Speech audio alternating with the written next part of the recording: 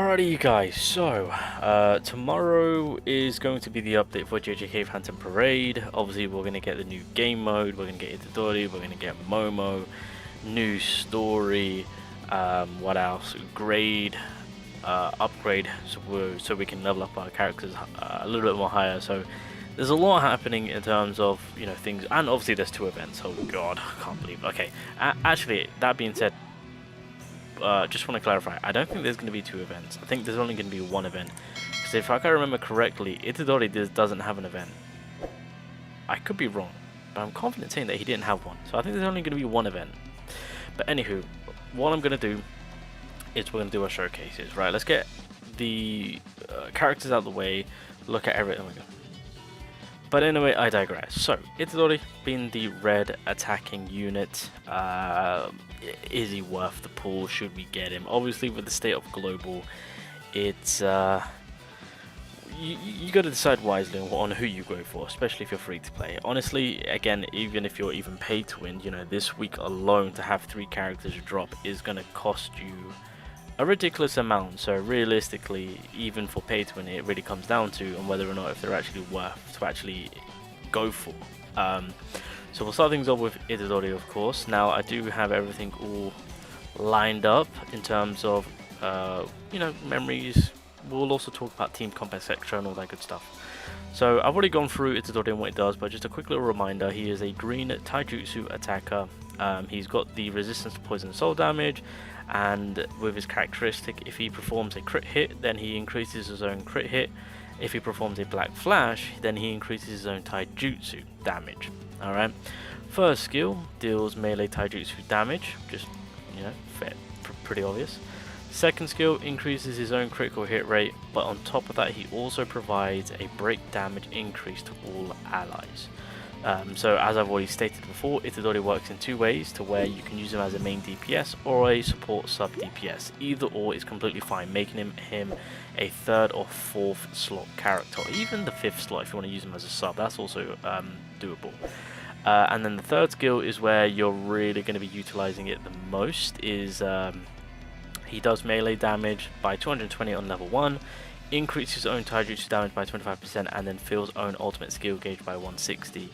If you manage to get Itadori with 2 dupes in him, then you can make good use, and the consistency of the skill 3 will be there, so you can really maximize the usage of skill 3. But that's, again, going for 3 copies of Itadori is disgusting. I really wouldn't do it unless you're a billionaire. That's something for later down the line, but I'll just throw that in there so you guys are aware.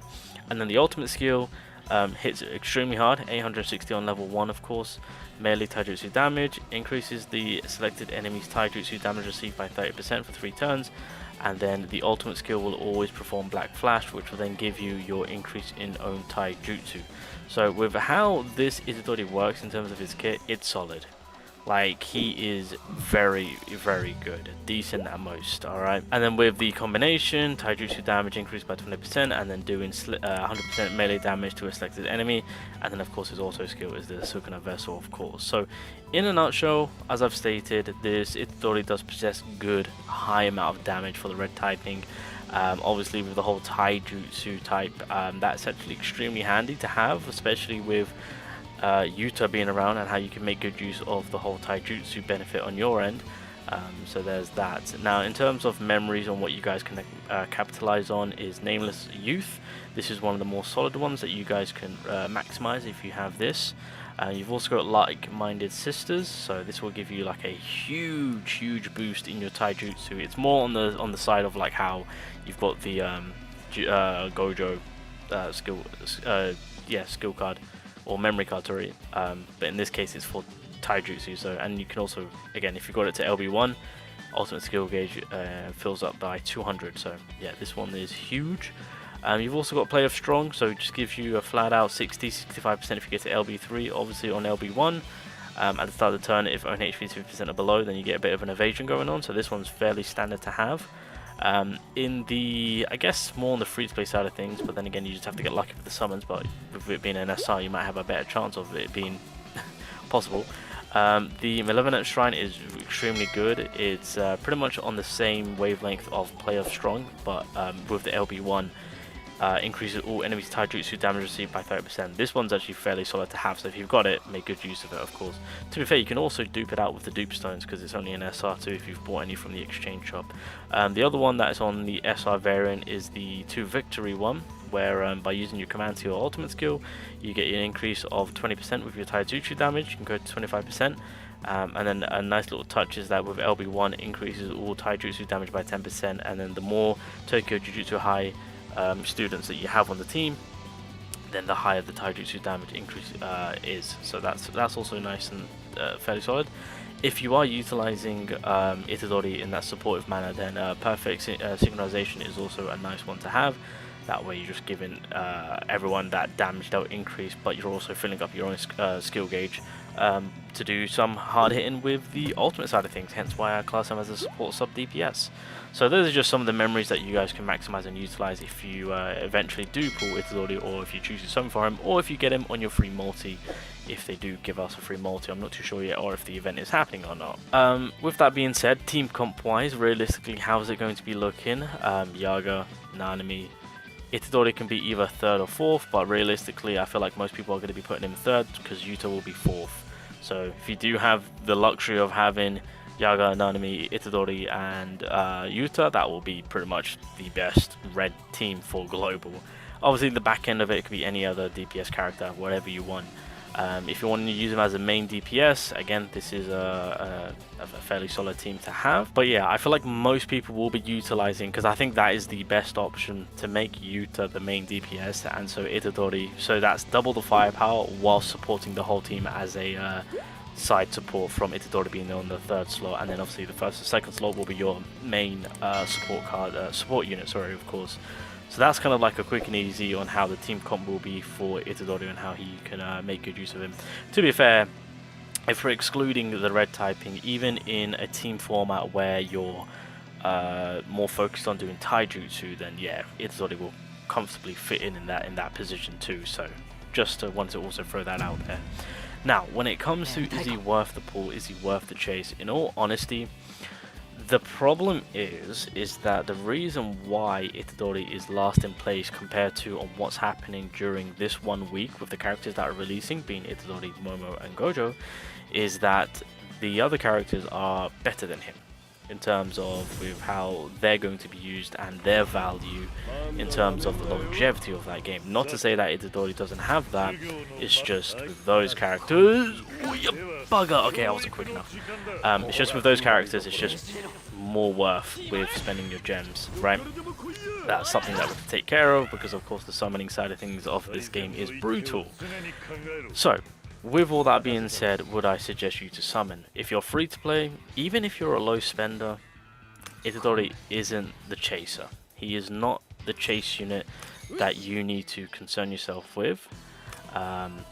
He's a good solid unit, and I think the best way to go about obtaining this man is to gradually get him over time. Again, he's got good damage. Again, I'm not dissing him, kind of, you know, in a way making it so that, you know, this character is horrible or terrible in any way. Or terrible, sorry, in any way, of course. It's just, again, the situation where Global has put itself in, it really just affects him to not make him a chase type character. He will be in the general banner, of course, so if you do pull him over time, then you'll be... I think that's going to be the best way to go about it, so there you go, 1 million right there. Again, this can be replicated on Global quite easily. Even though I've got an extra 3 levels above him, I think, because I think on Global it caps at 97, I'm pretty sure, grade 9, right? We haven't got to grade 10 yet, but it's still doable with what I'm accomplishing right now on JP. It is still doable to say that you can accomplish the same thing on Global, of course. So he's got good power, like I said, very, very good power. Again, if you can get the additional 2 dupes in him, which you'll be able to at a later time, depending on how RNG works out, then you can maximize that skill 3 play and capitalize on getting that ultimate going ASAP, of course. So this Itadori is really good, very, very solid. It's not a chase character, it's not a character that you need to concern yourself in this current moment of time. I would highly, highly recommend you get him gradually over time. That will be your best bet. Because to be fair, right now Yuta will be holding it down for the red typing, and you can quite comfortably just go on about doing that. But I would, again, I would really suggest just capitalizing on using your base banner pools. Only because with the speed that Global's going at, you want to maximize the limited characters that are to come. And to be fair, even if you're pay to win, I think it might be wise, because again, I'm pretty sure some people might want to limit their spending and not go too overboard. And if that is the case, then yeah, I think your main focus would be the other two characters. I just feel like with Itadori, it's best if we maximize his overall pool from when he's in the general pool, right? At a later time. I personally think with where red typing is right now for global, it's in a fine state. If you've got Yuta, then we're chilling. I don't think there's no rush at all for Itadori. He's a solid character, I will give him that. But I think it's best if we utilize the general pool for this character. I think that's going to be my overall look and overall take. Unless they give out free tickets, which I hope they do, because they need to compensate with the speed that global's going at, and you get lucky on pulling him, then that's a W. Straight up, that is a W. But he is not a chase character. He is not a chase character.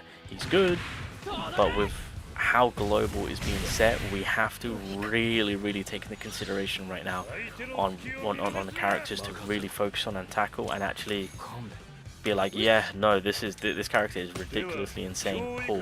Itadori, if we went through the scheduling of how JP was, then I could see people leading into something for him, and I don't blame you, because even on JP, people were going head over heels for this character with the power that he possessed at the time, especially by maximizing the red typing. But with where and how things have happened, I just don't think he's going to be worth it at that current moment of time. And with what's to come in terms of the weekly characters, or what's and I guess the character that we're going to speak about in the next video that's going to be dropping at the same time of him, yeah, not the best of position to put him in developers. So if you wanted my honest opinions on is he worth summoning for, nah, get him at a later time. Get him when he's in the overall banner. I think that will be your best option to go with. I think right now he's just not that type of chase unit to have. He's good, he's solid, don't get me wrong. If they give us free summons, happy days. Hopefully you guys pull him. But outside of that, I don't think he's worth the chase. He's competing with two of the best goddamn characters that are going to be in global. He ain't competing. I'm sorry. He's a tier below them. There you go.